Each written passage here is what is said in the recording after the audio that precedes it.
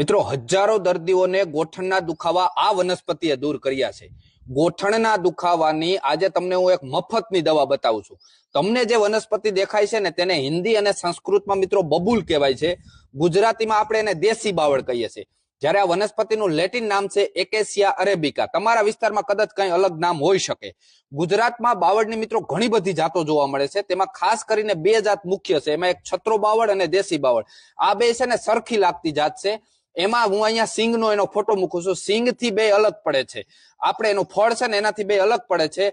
આપણે દેશી બાવળની સિંગ વાપરવાની છે. અત્યારે તેની સિઝન હોય છે અને ગોઠણના દુખાવાનો હવે તમને પ્રયોગ આપું છું. મિત્રો, આપણે દેશી બાવળની કાચી સિંગ લેવાની છે કે જેમાં બી પણ કાચા હોય અને એનું ફળ જે સિંગ છે એ પણ કાચું હોય. આવી બે સિંગ લઈ અને તમારે જેટલી સિંગ જોતી હોય એટલી લઈ લેવાની અને ઘરે સૂકવી દેવાની છે. છાંયે સૂકવવાની છે.